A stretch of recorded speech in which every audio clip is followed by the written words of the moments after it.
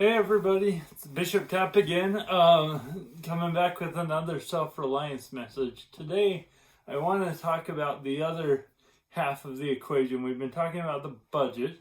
If you remember, again, the financial stewardship success map, the other wall from the budget is work. If we don't have a good income, it's hard to budget. And so we'll be talking about how to increase your income and optimize your income. Now, that doesn't mean you need to be in pursuit of a $300,000 a year income. As I mentioned before, I've heard of millionaires who were postmen. And so it's really not about the job you do, it's how you manage it, but you do need a consistent income that hopefully increases over time. Because the best investment you've got is yourself. If you can make sure that you are performing optimally to get income, that will help in your self-reliance. Now, it's important, to work hard. You need to work extremely hard, especially sometimes when we just can't quite make ends meet. Sometimes it's just an extra hustle. Or if you're trying to pay down debt or put an emergency fund away, maybe it's just a matter of picking up another job. Remember the trying to fill a bucket analogy where we had holes in our bucket, and with the budget we're trying to stop the holes, but even then you might want to put in another income stream or a hose, right? And so sometimes it's a matter of just picking up an odd job or putting together a side hustle. We'll talk a little bit about that. The other part, though, you've got to work smart. My parents taught me how to work hard, and it took me a while to figure out how to work smart.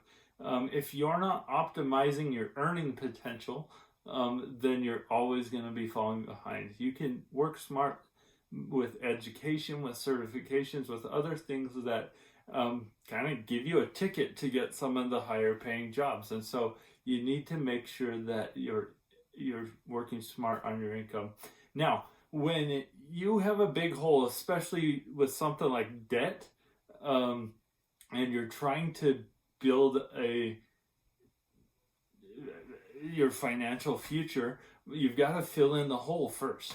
And really, it's kind of the shovel to hole analogy. If you have an enormous hole, but you're trying to fill it in with a small shovel like a spoon, that's not going to happen. And so you've got to go fix the income. But most people don't have too small of a shovel. Sometimes they need to get a second person, like a spouse, shoveling with them.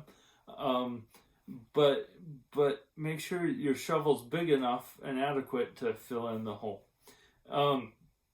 So I come down to this question of how to get more income.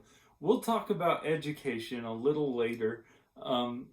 You can always increase your earning potential with education. Different education levels have standard or average incomes that you can expect to earn. Now, some people exceed the average, but most of us are just average. And so education can always help. But then there's that other side of little bit of hustle goes a long way to make sure you're actually earning some extra income. Especially, we're going to start soon here talking about how to pay off debt. You've got to get intense when you're trying to get out of a mess.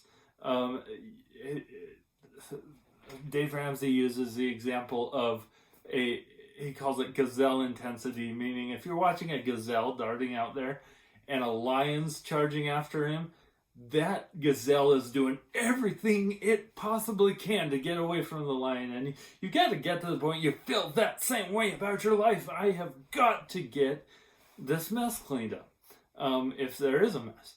And so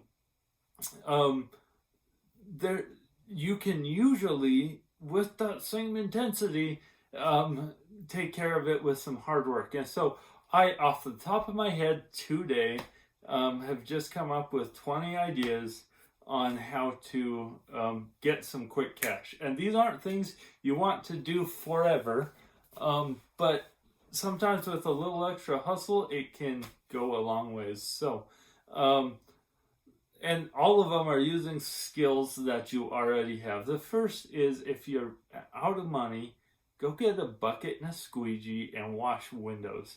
Just walk down the street, tell people you'll pay them 10 or if they'll pay you 10 or 20 bucks, however much you want to charge, and you'll wash their windows. You'd be surprised how much money you can make. My brother funded his first year of college that way. I think he made $10,000 one summer just walking around with a bucket and a squeegee. Just takes a little bit of hustle. And I know if you come by my house and want to wash my windows, we can definitely have a conversation about that. Another one I had another brother do, actually Brian, most of you know Brian. He made some decent money doing this, and it is an awful job, but if you'll swallow your pride, you can make some money doing this. If you go around the neighborhood and offer to wash people's garbage cans for 10 or 20 bucks. Most people's garbage cans stink and they don't want to deal with it. But if you would just wash or offer to wash out their garbage cans, you'd be surprised how many people would do that. Brian made enough to go to a camp or something one summer in a day doing that. So that's a really good way to earn some quick side cash. Another is offering to clean people's houses. All of us have house cleaning supplies, and if you can find someone who will pay for you to do that, awesome. Another one is to house sit. If you're not familiar with that, a lot of people over a security system, they prefer to pay someone to sit in their house while they're on vacation. You can usually find opportunities like that online or maybe through the grapevine, but keep your ears open for that, and all you gotta do is go sit in someone's house. Walk dogs, classic. You can walk dogs, you can pick up a paper route. Oh, there's 21, just thought of another one. Picking up a paper route. I know a lot of grown people who made some decent money with the paper route early in the morning. The next is driving for Uber or Lyft. We had a gentleman in the 3rd Ward who made a decent living driving for Lyft. And so that's always an option if you need some quick money. And it's one of those things you can sign up for and in a relatively quick amount of time start earning money real time. Similar to that is DoorDash or Uber Eats. These guys, it's an app again. Someone orders food, you go pick it up, drive it to their house, and you get paid to do it. It's a great opportunity to make a little bit of change, especially in this time when everyone's quarantined. Amazon also has a delivery program that is similar to DoorDash. Amazon's most expensive part of their business is getting the package from their warehouse to your door. So you can sign up to go in, pick up a bunch of packages, and go deliver them. So there's good opportunities like that. Now, there are 3 apps that might be super helpful to you. The first is an app called Bacon. Bacon is an app. If you ever knew like temp agencies, they'd find 1 or 2 day work opportunities for you. Bacon is a place people go all over the place. Professionals, individuals, doesn't matter if they have a 1 day work opportunity, they'll post it. You can get on there and claim it, and then you show up and you rate each other. So you better make sure you're on time so you get a good rating.